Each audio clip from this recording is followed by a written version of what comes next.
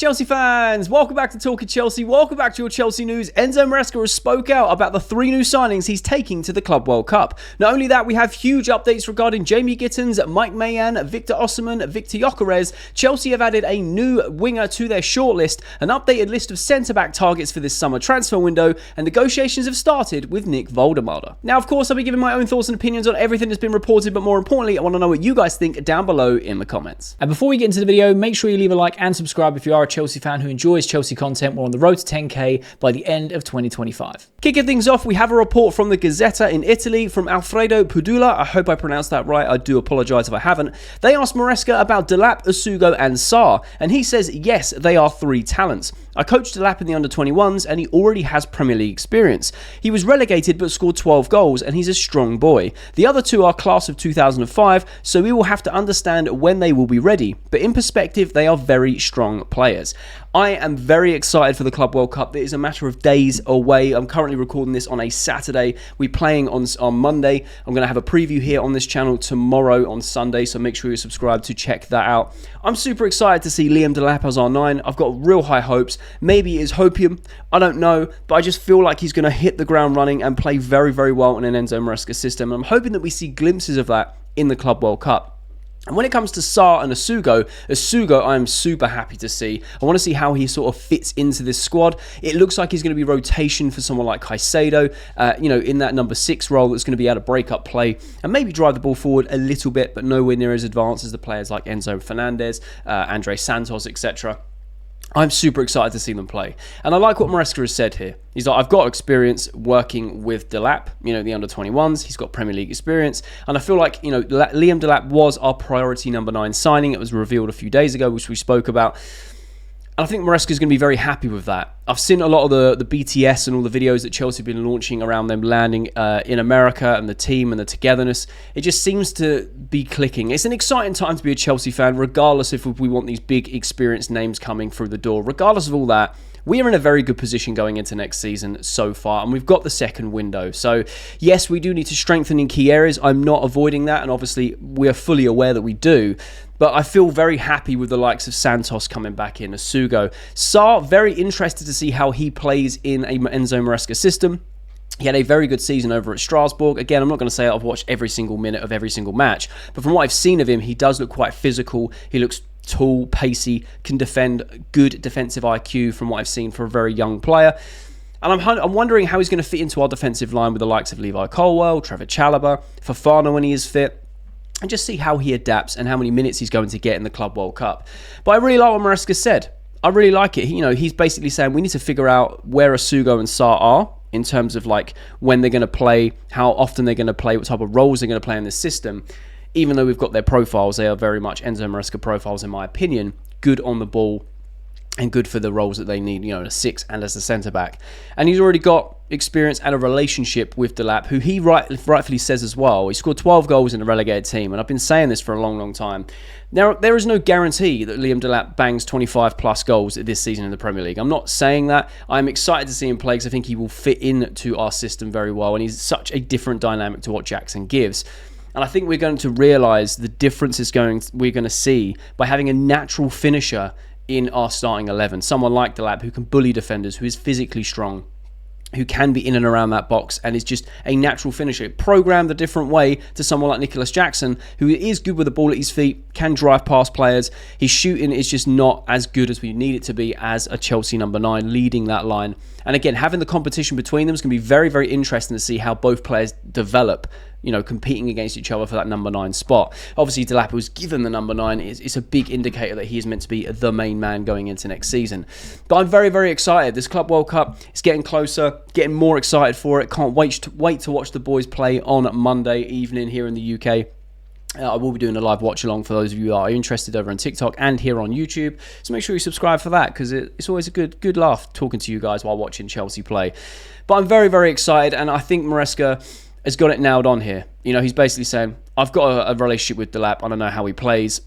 He's done well. He's got, he's experienced the Premier League. If it is for a season, scoring 12 goals for a relegated side is nothing to be sniffed at. But the other two, are from the class of 2005, which makes me feel like a fossil, I'm not going to lie. And he just needs to assess where they are. But I'd love to know your thoughts and opinions on these three signings coming to the Club World Cup. Are you excited to see them play? Do you think they're going to get a lot of minutes? How well do you think they'll do in an Enzo Maresca side? Bobby Vincent has reported that Chelsea have plenty of centre-backs on the radar. Hato, Murillo, Branthwaite, Guéhi and Thomas Araujo. I like every single name that is on this list. It's very clear that Chelsea are going in for a centre-back this summer, just to kind of solidify that back line, give it a bit more reliability, just a stronger defensive line, right? When you've got the likes of Badiashile, who is not refused a rule, he's refused a move away from Chelsea. That could still happen, but currently we have Badiashile, we have Levi Colwill, Fofana, who can't seem to stay fit. You've got Trevor Chalobah, you've got Tosin. Obviously, Ashampong can play as a centre-back, but mainly as a right-back. Obviously, we need cover for Cucurella. We've got Reece James, who's staying fit now. I think our defensive line has very good foundations, but it does need improvements just to make sure it's a bit stronger. Now, like I said in yesterday's video, I think statistically we had the third or the fourth best defence in the league last season, which is a massive step up from the season before. But again, we need to inject some cover for Cucurella. For sure, that just needs to happen. Even when you look at the squad that's going to the Club World Cup, everyone else's positions has like rotation spots under them. Cucurella just on his own, and that's wild to me. There's a lot of minutes. Going to be a lot of games to be played this season, so he does need some cover. Out of that list, though, I really like Mark Guéhi. I like Hato. I like Murillo, and I feel like Branthwaite could be a very good option if we can't secure a Mark Guéhi or a Hato. I think Murillo is also a very good option. And Thomas Araujo, we spoke about him briefly yesterday. It's in like all the papers abroad. I don't know how sort of true, reliable, how far in we are with that. It's just a good conversation to have with you guys. I would like him as a centre-back at Chelsea for sure, but they're quoting, and again, loosely quoting around 80 million euros. And I just feel like with the likes of Hato, Murillo, Branthwaite and Guéhi, we could secure them for a lot cheaper. But I'm very curious to know your thoughts regarding the new centre-back list. And, we've got some names that have come up a few times, but there's some new ones in there now. What are your thoughts? Out of that list there, who would you like to secure this summer for Chelsea Football Club? Bobby Vincent also reported, yes, I believe we could still see Maignan sign. Chelsea know Milan and may be more tempted to sell the longer the window goes on. He has 12 months remaining on his deal, and if he does not extend, then this will be their last opportunity to get any sort of fee for the goalkeeper. And to be fair, I totally agree with that sentiment, and I've mentioned this a few times. I know this sort of story seems to be dragging on, but we keep getting more news. Whether or not Chelsea are going to go back into the market, they're going to sort of dig their heels in and not sort of raise their price and wait for Milan to drop theirs. The other interesting thing that's not related to Chelsea, but it is related to the transfer in terms of how Milan deal with their transfers, is the same thing we saw with Theo Hernandez. 12 months left on his deal. I can't remember who was going in for him, but Milan wanted 25 million euros and the club pulled out and said, he's got 12 months left on his contract. We're not paying 25 million euros. So it seems to be a running theme for AC Milan, who are just doing what they can to get as much money for their players. I respect it, but at the same time, if it's happening to two of your players in that first little window for clubs that need to improve, that second window, these clubs are going to come back and say, look, are you going to renegotiate your price? You're asking too much. Or are you going to let two players in your squad run down their contracts and get nothing for them? So be very, very interesting. I feel like Chelsea could still go and sign Maignan, especially with this whole Petrovic saga of, he could be looking for a move away. He's not been guaranteed the number one spot. And regardless of your views or whether he should or shouldn't be, it's just not a nice sort of situation looking from the outside in going, we have Sanchez and Jorgensen. Penders is probably going to go on loan. And then you've got Petrovic who's like, well, I want number one spot. I can't be guaranteed it. I want to move away. He sold his image rights to a third party. It just becomes a bit messy. And when you've got a player like Big Mike here, available for a decent price if Chelsea can reduce Milan's asking price, it does make a lot of sense. If Petrovic then does leave and we go get Big Mike, he then comes in as number one in my opinion, because he's miles better than Sanchez and Jorgensen. And going into the season with just Sanchez and Jorgensen, like I said, Pender's going on loan, the uncertainty of Petrovic's future, I just feel like if we've got the opportunity to sign a world-class keeper like Mike, we should be, in my opinion. But I would love to know your thoughts. Do you think Chelsea in their second window will secure the signing of Big Mike? Or do you feel like we'll just move on and not even worry about the goalkeeping situation? Try and secure Petrovic for a season, whether it is on loan or he does stay at Chelsea, or even potentially sell him. and go into the season starting Robert Sanchez and Philip Jorgensen? Let me know your thoughts in the comments. Fabrizio Romano has reported that sources confirm that Chelsea are prepared to return in negotiations with Borussia Dortmund soon to rediscuss terms and try and reach an agreement. Their plans include a Bino Gittens, and a new proposal could be on the table already in the next days. I feel like Chelsea are going to go in that second window as soon as it opens and get this over the line. We know that Gittens is going to the Club World Cup for Dortmund, and it looks very obvious that the Gittens is the main target on that left-hand side. I'd be very happy with him. I think he's a very good player. He's exciting. He clearly wants to move. He agreed a 7-year deal with Chelsea. Visibly very angry and distraught that the deal fell through. You know, videos of him speeding away from the training ground. There was pictures of him just kind of sitting around waiting for this deal to go through. He wants to play for Chelsea, right? And I respect him in the sense that he's being professional, going to the Club World Cup, and I can imagine he's going to try and play the best football that he can. And obviously Dortmund's technical director came out and said, look, you know, the talks were very respectful between Chelsea and ourselves, and it was just, you know, we couldn't reach an agreement in terms of the structure and the valuation.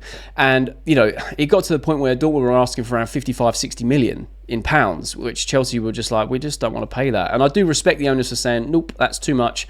We'll come back after the Club World Cup. But I get excited by Gittens signing, knowing that the shortlist that we had, which we, you know, it could have been a Rafael Leao, could have been a Nico Williams, it was Gittens, it was Garnacho.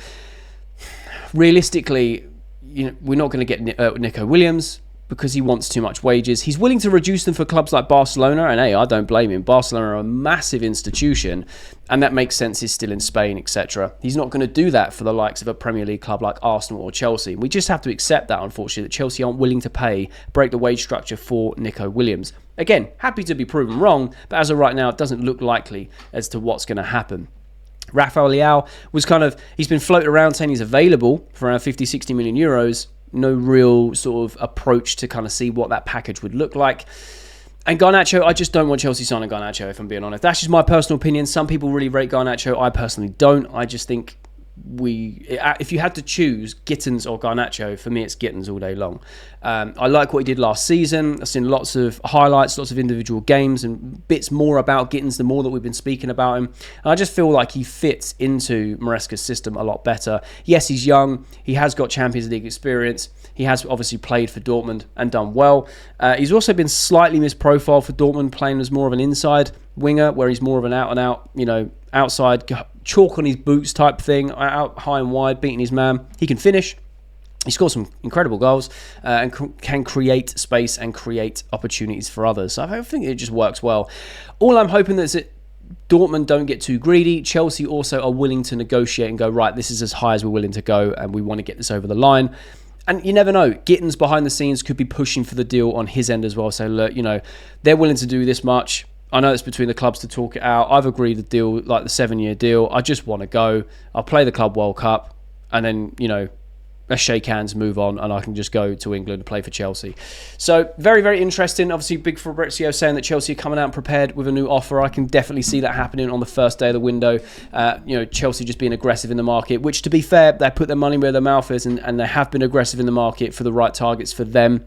And I back that. I think, do you know what? Fair play to them. Fair play. They said they were going to be aggressive in the market, and they have been. So based off of what we've seen so far, I could imagine when that second window opens, boom, there's a new offer for Gittens, and Chelsea try and get this over the line as soon as possible. Obviously, if we did that, he still couldn't play for us in the Club World Cup. He would be cup tied, but just getting it over the line is a good thing going into whatever pre-season we end up having, and then obviously into the new season. But I would love to know your thoughts and opinions down below. Plettigol have reported that Sporting have given Viktor Gyokeres the assurance that he will be allowed to leave for 60 to 70 million euros this summer. Now, I wanted to just speak about this because there's also heavily links of Arsenal and Manchester United. Viktor Gyokeres has also posted on his story about like how he's going to reveal the truth when the time is right. And look, you know, I just want us to think about this for a second. Viktor Gyokeres is relying on a gentleman's agreement that was had months ago to allow him to leave for less than his release clause. And Sporting were basically like, you have a release clause, it's in black and white in your contract, that's the rules. And they've now come out and said, do you know what? We'll honour our agreement, 60 to 7 million euros, you can leave. The interesting thing is, For the last few weeks, things have gone very, very quiet around Gyokeres. In the last few days, there's been a few murmurs here. Apparently, Arsenal have made an offer. United are trying to chase Gyokeres. Apparently, he's turned down United, but then Fabrizio said that the talks are still ongoing. So I get that there's a bit of noise now, but it went suspiciously quiet for a long time of Viktor Gyokeres. And I feel like for that price tag, Chelsea could still go in for someone like that. Do I think realistically it's going to happen? No. But theoretically, that sort of price, if we are looking for that extra 9 after the Club World Cup because of how things go and it doesn't go our way, I think for 60 to 70 million euros for a player like Gyokeres is wild. Now, some people feel like he's fairly overrated because he's scoring in the Portuguese league. I feel like he's just a great goal scorer. He's scored over 100 goals in the last couple of seasons. And regardless if it's in the English leagues or the Portuguese league, this guy's game is scoring goals. Like, it's as simple as that. And I feel like if Chelsea really need that killer to come in and, bang in goals as their main job, not do the rest of it, but just be in and around the box, link up with play and score goals, he is one of the best men in Europe right now to do that. But like I said, I don't realistically see Chelsea going in and trying to force this deal. However, with the two clubs that are linked of Arsenal and Manchester United, it'd be very interesting to see what Gyokeres' thought process is, what wages they're offering, and where he ultimately wants to go. Or, because he is going for an Arsenal and a Manchester United and negotiations are going on, Chelsea may just poke their head in and say, we're willing to offer X, Y, and Z. What are your thoughts? Just because, like they said, the opportunities arise, they're going to try and capitalise. Like with Big Mike. It was an opportunity presented to them. They've explored it. So it'd be very interesting to know if Chelsea will explore the Viktor Gyokeres deal. Now he has this gentleman's agreement of leaving around 60 to 70 million euros, which in pounds is, 50 to 60 million pounds-ish. My conversion is not 100%, but roughly. That is a cutthroat price for an absolute clinical finisher like Viktor Gyokeres. But I would love to know your thoughts and opinions down below. Foot Mercato have reported that Manchester United have reopened talks with Victor Osimhen over a potential transfer in the summer transfer window. The Nigerian international forward is demanding a salary of 12 million euros from his potential new club. And then underneath it says, is Victor Osimhen worth 12 million euros a year? Now look, I don't want to keep dragging on the Victor Osimhen saga. It's not in the title. I think he's in the thumbnail. But it's not to try and just use Victor Osimhen for views. This is just to have a genuine conversation with you guys, right? Because the main stumbling block, the main hurdle for the whole Chelsea to Osimhen, all that deal happening was wages, right? It looked like Victor Osimhen was demanding around 300, 400 grand a week, because then after tax he would still pocket that sort of 12 million a year from a European club. He's turned down Saudi 3 times, 45 million euros a year, which is wild, by the way. And now he looks like he's going to be negotiating with Manchester United, which again, I find wild, because Manchester United have no European football, and I don't know where they're finding the funds to secure these types of players. Mbeumo looks like he could be going Tottenham, because obviously Thomas Frank is there, so they could be losing that. But they've signed Cunha. They're then opening talks with players like Gyokeres. They missed out on Delap. They're now trying to talk with Victor Osimhen. I just find this very, very interesting. And what I wanted to ask you guys is 12 million euros a year, when you break it down into English money or GDP, it works out around 190 to 200 grand a week. That is a lot lower than what was originally asked from his agents when he was making that move to Chelsea, right? Going from like $250,000 plus, and when you work out, if he's happy with 12 million euros a year, that works out in pounds. Like I said, around about 10-ish million a year. You break it down, it's about 192 to 200 grand. Again, my conversion isn't spot on, but it's around about that figure. That is still a lot of money in terms of Chelsea's wage structure. However, that's not so far above it that if we were to break the wage structure, it would still be relatively comfortable. And you put it in perspective, right? Christopher Nkunku's on 185 grand a week. Obviously, Reece James is on £250,000. That was signed and sorted. Almost rewarded for loyalty, being one of our best players and being there for so long, right? And rightfully so, rightfully deserved. Ben Chilwell looks to be on his way out. He's on 200 grand a week. There's a few other players that are on higher wages that we've been trying to reduce and get off the wage. But obviously Sterling is the biggest one we're trying to offload. He's on 300 grand a week, which is wild. And it looks like Chelsea aren't willing to go into the market and spend big money. But when you do that conversion, it does actually look a lot more affordable without breaking the bank too much than originally plan. So I just wanted to get your thoughts on that. Me personally, I don't feel Chelsea are going to go in for Viktor Osimhen unless, again, the opportunity arises. So I don't want to kind of drag this on and keep saying, oh yeah, he's coming to Chelsea, because nothing's really moved, right? But I just thought this was very interesting in terms of the wage demands. If it is true, and he's happy with that 12 million euros, which works out about 10 million a year, that's still around just on 200 grand a week or just under. That does change things from a Chelsea perspective. If they're like, okay, cool, that's a lot less than what was put forward to us last season.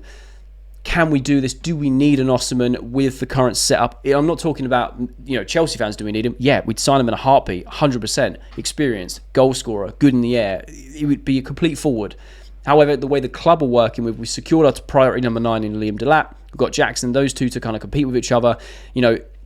Does it make sense to get a Viktor Osimhen in? But then again, if they're trying to make the most of opportunities that arise and they go, actually, it works out a lot cheaper than what was originally pitched to us, yeah, we make that move. So be very interested to know your thoughts and opinions down below in the comment section about the new wages proposed and what Viktor Osimhen is happy with. Do you feel like that's affordable for Chelsea to break the wage structure but not break it miles away by saying 300-400 grand a week, but then going, do you know what, 190 to 200 isn't really breaking it by that much? But very curious to know your thoughts. Mark Bruce COS has reported breaking news. Chelsea have added 20-year-old winger Antonio Nusa to their shortlist, who could be available for around 45 million euros. This is very, very exciting. I have seen clips of Nusa throughout the season playing for RB Leipzig. This is an exciting shortlist to be on. I know that Chelsea are really looking for, adding wingers this summer. Gittens pretty much looks nailed on if we can come to some sort of arrangement. Nusa would be absolutely fantastic. Now, I know that myself, a lot of other creators, even Chelsea fans, we say that we need injection of experience, and that is very true in key areas, not every area.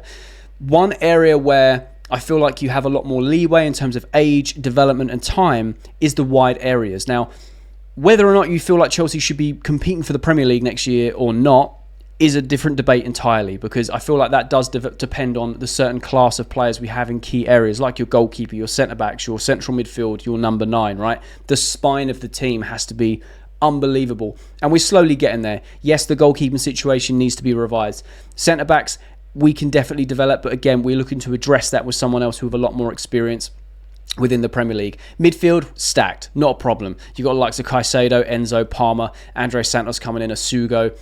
You've got so many around that as well. The wide areas, again, we spoke about this many times, that it needs strengthening, 100%. Noni Madueke, Pedro Neto, Esteban Willian coming in this season, who can play on the right and centrally. That left-hand side needs addressing, with Mudryk being up in the air, Sancho being sent back. And yes, Madueke and Neto can play both sides, but we're looking to get someone like Gittens. If we're also looking to add someone like Nusa, that would be amazing in my opinion. I would love to know your thoughts about him down below in the comments, purely because Kuenda's coming in next season. Again, that means we're stacked, and that also means that this is what people have to realise, and myself included, we don't have as much of a revolving door transfer window in terms of outgoings incomes, outgoing incomes. It's slowing down. However, there are always going to be opportunities for offers to come in or players to leave based on the development that Chelsea are trying to develop with this squad as the seasons go on, right? So I would personally keep hold of Noni Madueke. I think he's a fantastic winger who can still develop and go on to doing great things in a Chelsea shirt. And I feel like he had a good season last season, right? And that's just me. He does split the fan base, and that's perfectly fine. But the board have said we're not actively trying to sell him, but if a big offer comes in, then they're obviously going to listen to it. Now, let's say that we keep him for another season, and then next season we do get that big offer. He still has a good season, but we get that big offer. We've got the likes of Nusa, we've got the likes of Gittens, we've got the likes of Kuenda coming in. There's then an opportunity to then sell the likes of a Neto or a Madueke if the offer is right. So, I think it's about keeping options flexible, but also adding in those key areas where you can have the younger players that are energetic, they're lightning fast, they're still learning their craft, they're still very direct, they can create goals, they can score goals. I think that is very, very vital. Adding Nusa to that would be fantastic, in my opinion, at least. Obviously, the 9, we've got Jackson, we've got Delap, who are going to be competing with each other. We may be getting Big Nick as well. That's a big variety. Again, young, with a little bit of experience then. Jackson's had a few seasons in the Premier League. Delap's had a season in the Premier League. Obviously, Nick would be a new addition if we go down that route. Potentially, again, we can all dream, but maybe someone like an Osimhen or a Gyokeres that comes in, they've got experience in scoring goals, but not in the Prem. So they're not guaranteed to score hundreds of goals or whatnot. However, it adds a lot of experience into that side. The wide areas, though, I think that's where you can have the most fun. You can be the most flexible, and you can experiment with players. But like Esteban Willian is going to be very, very interesting to see how he develops into the Premier League. We're going to have Coenda coming next season. We're going to have Gittens potentially coming in. Be very interested to see how they develop and how they work in an Enzo Maresca system. But for Antonio Nusa, he is just an exciting player to watch. At least in my opinion, from what I've seen of him, he looks frightening. So I'd love to know your thoughts and opinions down below about Nusa. 45 million euros seems to be relatively cheap. Again, in pounds, that's what, like 38 to 40 million pounds. I think that is an absolute bargain for a player of his skill set, his age, his current experience. Obviously, we need to build on that as time goes on. But I think he could be a very exciting winger to add into that Chelsea squad. But that's just my opinion, and I would love to know your thoughts down below in the comments. Now, have Chelsea found the solution to their striker problems? That second striker they want to bring in this summer transfer window. FC Bayern have reported that Chelsea have opened talks with Stuttgart to sign striker Nick Woltemade. Now, obviously, we spoke about Nick Woltemade yesterday's video, so if you haven't seen it, feel free to check it out. This guy's 6'6", scored 12 goals for Stuttgart last season. Very technically gifted for a guy of his stature. Be very interesting to see what Stuttgart are going to sort of demand or want up front for a player of his standards. Again, what a dynamic he would bring at Chelsea. I feel like it could be a very cheaper option in terms of, the likes of an Osimhen or a Gyokeres or whatnot. Can't imagine wages being that much of a stumbling block. Transfer fee, I don't know. He's 23 years old. I just think of, look, like you stick him in the box with all the crosses we whip in. Goal after goal after goal, just off that alone, right? And then not only that, he's technically gifted. So in terms of like having the ball at his feet, crafting, in Germany they call him like the German Messi or whatever it is, the giant Messi or whatever it may be. Seen a lot of that online recently with all the talk about Big Nick, which is awesome to see. And like I said, he scored a hat-trick the other night in the under-21s. He just seems to be a handful. And like, how do you mark a player like that who's technically gifted for someone of his size, but is also extremely good in the air because of his size? Like, he's just a handful. Could you imagine him in the Premier League, with the other big centre-backs? Just being able to challenge for that with the sort of crosses we whip in game after game, which the season just gone seemed to be game after game to absolutely no one because we have zero aerial threat. Now, I feel like Liam Delap's going to provide some of that in terms of maybe not directly in the air in terms of scoring headers, but, being a nuisance in the box to then score, with his feet or legs or whatever, volleys or whatever, just getting on the end of things. But having a player like Nick, unbelievable. You've got a big target man to aim at. And like I said, I don't think he'd come in and be Chelsea's main number 9. I think Delap is that. He's going to challenge with someone like Nicholas Jackson and compete and try and get the best out of each other. But you stick Nick in there as well. Long balls galore. Just whip the balls up, get down wide, whip the balls in, and just see what you can do because he's technically very good. So even if it isn't directly a header, he can then control the ball, keep the space out, make space for himself, get a shot off and score some goals. And some of the goals that this guy scored last season, very, very technical, but he's also scored headers in the air because look, how do you mark someone like that? How do you mark someone of that ability? So I'm actually quite surprised and also very happy that this is a route that Chelsea are willing to go down because when you think of it objectively, right, and you just think of the dynamism that we have between Jackson, Delap and someone like Nick, right, it's wild the difference that Enzo Maresca then has as an option. You've got someone like Jackson who can drop deep, can go out wide channels, can have that link-up play, but his finishing is not as clinical as we need it to be. You've got Delap, who is more of a 9, physical, can bully defenders, natural finisher, put him in and around the box, he will score goals. And then you've got someone like Nick who's technically gifted, very, very tall, and has an aerial presence for all the crosses we whip in.